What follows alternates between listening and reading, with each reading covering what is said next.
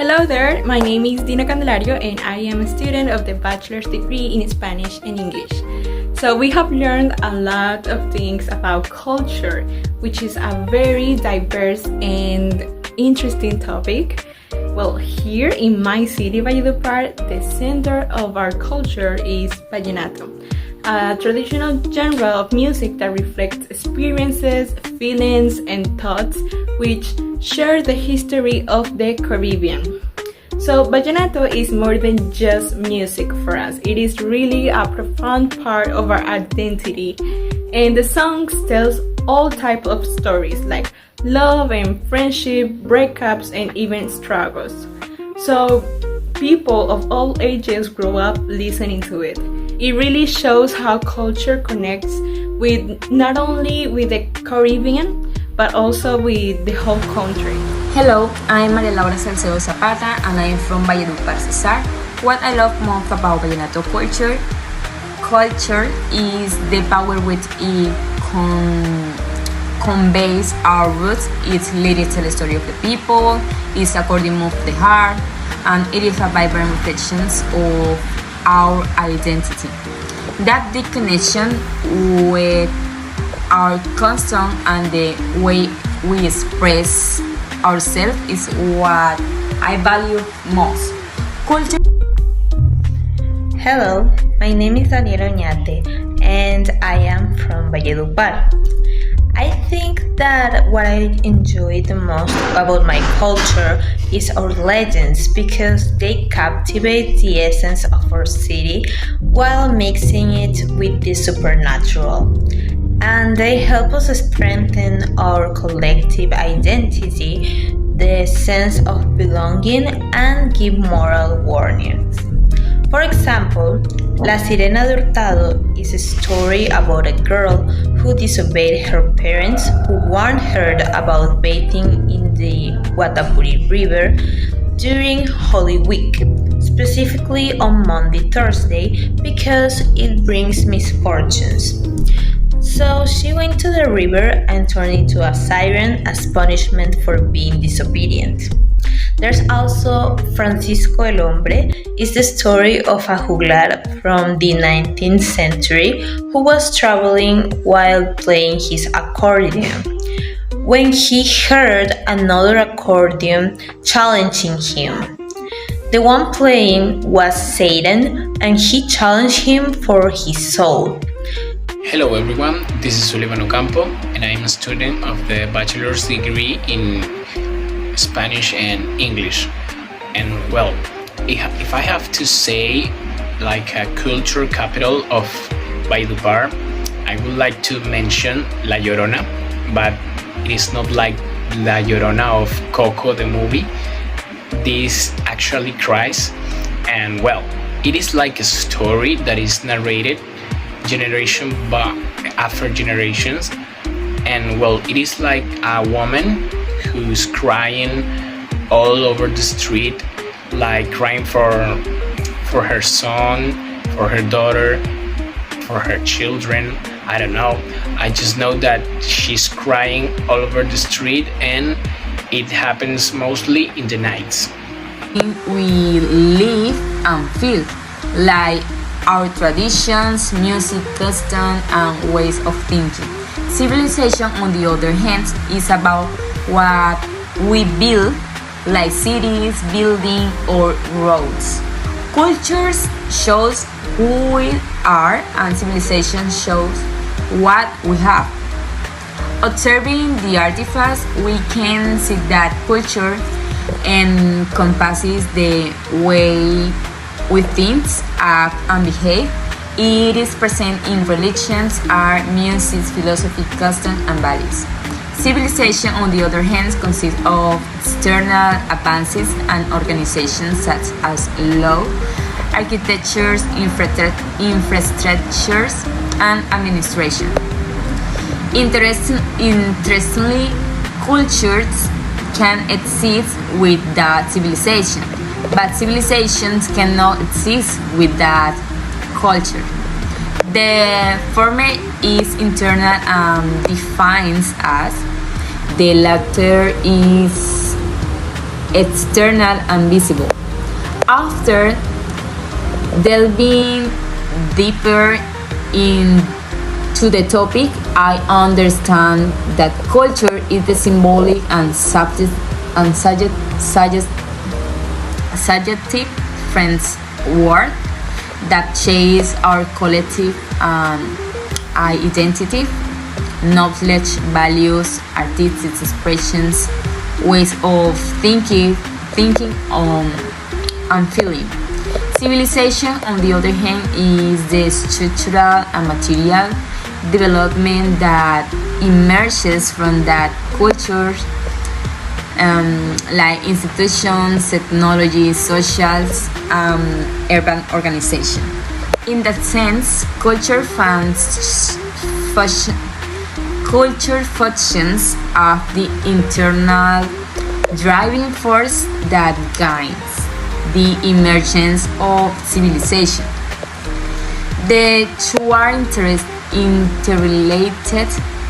Culture nourishes and sustains civilizations, while the latter allows culture to spread and evolve. Thank you. Whole country. So now we're going to talk about US versus UK. I chose this colorful and attractive artifact because it is easy to interpret. It helps us visualize the division of the US and the UK, and it offers different symbols that represent their culture and traditions. Now, the United Kingdom is made up of 4 nations, such as England, Scotland, Wales, and Northern Ireland, and they all have their own traditions and symbols. For example, we have the Big Ben and Tower Bridge that are national identity symbols. The cup of tea represents a British tradition. Castles and the royal crown reflects history and monarchy. The Scottish bagpipe represents Scottish heritage. And last but not least, the shamrock which is a cultural and religious symbol. Now, on the other hand, we have the United States, which is a federation of 50 states, and it also has cultural diversity, mainly due to immigration. Some symbols that we can find are baseball, which is considered the American pastime. The bald eagle, it is a symbol of independence, and Hollywood as a global cultural influence. Now, let's continue with the second artifact, which is an article titled The Difference Between UK and US Governments, a Brief Guide by History Extra. I chose this artifact because it helps us understand how both countries are organized. On one side, the UK has a long monarchical tradition, while on the other, the US is a republic with a presidential system. According to History Extra 2024, although the United States broke away with the monarchy after the American Revolution and rejected it throughout its history, its presidential system has given the president a large amount of power, more power than a monarchy like the UK can have. This is because many of the monarch's duties have been delegated to other institutions. However, in the UK, the power of the Prime Minister depends on the confidence of the Parliament, which can create political deadlocks.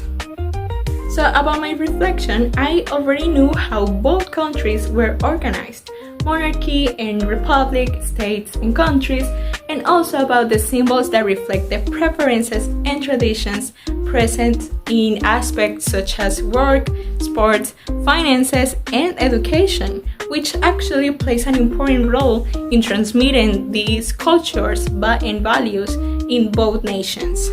I learned about the duties of the monarchy in the UK today and how it is mainly in charge of ceremonial and representational aspects, contrary to the idea of a traditional monarchy. This made me realize that power is not only about titles like king or president, but also about how institutions are structured and limited. Now, I want to talk about the religion and education in the USA and the UK. The UK is a country increasingly secular, and the largest faith group are Christians, but they are declining in affiliation, followed by no religion and Islam.